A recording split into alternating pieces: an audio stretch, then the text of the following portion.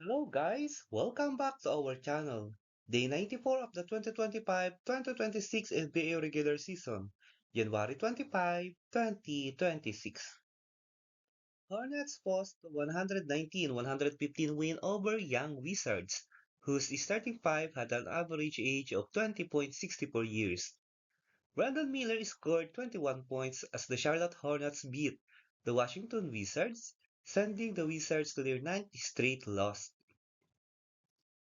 Miles Bridges and LaMelo Ball each scored 20 points as the Hornets won consecutive games for the first time since January 3 to 5 against Chicago and Oklahoma City Thunder.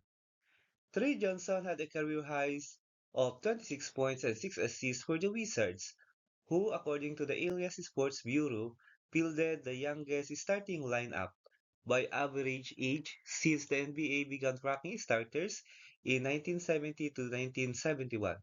Washington's starting five, at an average age of 20.64 years old, beat the previous youngest lineup of 20.74 fielded by Oklahoma City on April 10, 2021 against Philadelphia 76ers. Alex Sarr scored 24 points. Reserve Justin Champagnie added 15. Jalen Brunson leads the Knicks over Embiid and the Philadelphia 76ers 112-109. He scored 31 points with 5 rebounds, 6 assists. OG Anunoby added 23 points and the New York Knicks followed their most lopsided win in franchise history with a victory over the Philadelphia 76ers. Joel Embiid had 38 points and 11 rebounds, but turned the ball over on the final play of the game after the Knicks seemingly tried to intentionally foul him. Tyrese Maxey scored 22 points for the Sixers but shot an air ball on a late-tying three-pointer attempt from near half court as he anticipated an intentional foul that didn't come. Donovan Mitchell scores 36 points in Cavaliers 119-105 win over the Orlando Magic. Mitchell scored 27 of his 36 points in the second half, and the Cleveland Cavaliers pulled away to a win over the Orlando Magic. Jalen Tyson added 17 points for the Cavaliers, and Evan Mobley had 13 points and 7 rebounds. Paulo Banchero led the Magic with 27 points. Desmond Bain added 20 points, and Anthony Black finished with 16 points, 5 rebounds, and 5 assists. Kevin Horter's buzzer beater lifted the Bulls past the Celtics before Derrick Rose's jersey retirement. Kevin Horter made a three-pointer just before the buzzer, lifting the Chicago Bulls past the Boston Celtics before retiring Derrick Rose's jersey number. He finished with 12 points, 6 rebounds, and 3 assists. Kobe White scored 22 points and hit 5 of Chicago's 21 three-pointers, helping the Bulls win their fourth straight. Nikola Vucevic chipped in 16 for the Chicago Bulls.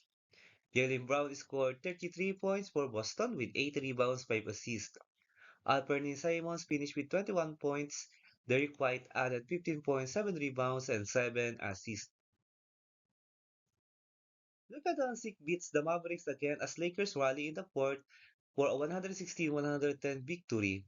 Luka Doncic had 33 points, 11 assists, and 8 rebounds, and the Lakers erased a 15-point deficit in the final 7 minutes of a 116-100 victory over the Mavericks in the Stargard's second visit to Dallas since his shocking trade to Los Angeles almost a year ago. LeBron James scored 11 of his 17 points in the fourth quarter when Rui Hachimura had a 4-point play before another three-pointer on the next possession to put the Lakers in front for good as Doncic improved to 4-0 against his former team. Hachimura also finished with 17 points. Max Christie, who came to Dallas along with injured 10-time All-Star Anthony Davis in the trade for Doncic, scored 24 points. Reggie Marshall had 21 points and 11 rebounds as Dallas' season best 4-game winning streak ended. Brandon Williams, who scored 20 points, had 8 on a 10-2 run to finish the third, which started with a 24 Dallas burst. Adebayo leads the Heat to a dominant 147-116 win over the Jazz. Bam Adebayo had 26 points and 15 rebounds to lead the Miami Heat to a dominant victory over the Utah Jazz. Nikola Jovic added 23 points and Phil Larson had 20 as the Heat matched their most points in a game this season.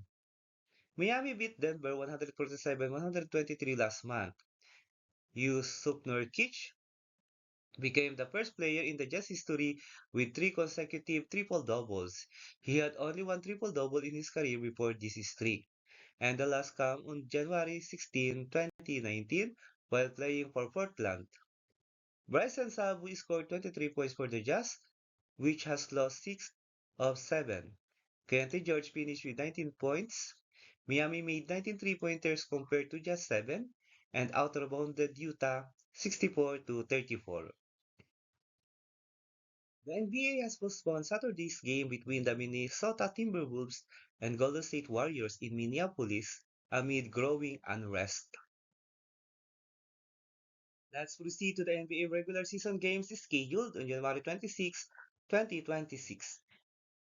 Domantas Sabonis and the Sacramento Kings will try to be back in the win column as they face the East-leading Detroit Pistons led by Cade Cunningham in Little Caesars Arena at 4 a.m. Philippine time or 4 p.m. Eastern time. The streaking Denver Nuggets led by Jamal Murray will battle the struggling Memphis Grizzlies led by Jaren Jackson Jr. in FedEx Forum at 4:30 a.m. Philippine time or 4:30 p.m. Eastern time. Stephen Curry and the Golden State Warriors will try to be back in the win column as they visit Anthony Edwards and the Minnesota Timberwolves in Target Center at 6:30 a.m. Philippine time or 6:30 p.m. Eastern time. This is a make-up from yesterday's game. The slumping Milwaukee Bucks led by Giannis Antetokounmpo will meet the visiting Dallas Mavericks led by Cooper Flag in Pizarro Forum at 8 a.m. Philippine time or 8 p.m. Eastern time. The Western Conference best team Oklahoma City Thunder led by Shai Gilgeous-Alexander will face the visiting Toronto Raptors led by Scottie Barnes in Paycom Center at 8 a.m. Philippine time or 8 p.m. Eastern time. Trey Murphy III and the New Orleans Pelicans will try to register back-to-back wins as they play Victor Wembanyama and the San Antonio Spurs in Frostbank Center at 8 a.m. Philippine time or 8 p.m. Eastern time. Norman Powell and the Brooklyn Nets will try to continue their momentum after scoring their season best as they face Dillon Brooks and the Phoenix Suns in Mortgage Matchup Center at 9 a.m. Philippine time or 9 p.m. Eastern time. Michael Porter Jr. in the Brooklyn Nets will try to end their four-game skid as they meet Kawhi Leonard and the Los Angeles Clippers in Intuit Doom at 10 a.m. Philippine time or 10 p.m. Eastern time. Let's proceed to the NBA regular season team standings as of January 25, 2026. Let's start with the Eastern Conference team standings for day 94. 15 Washington Wizards 10 and 34 record with 9-game losing skid.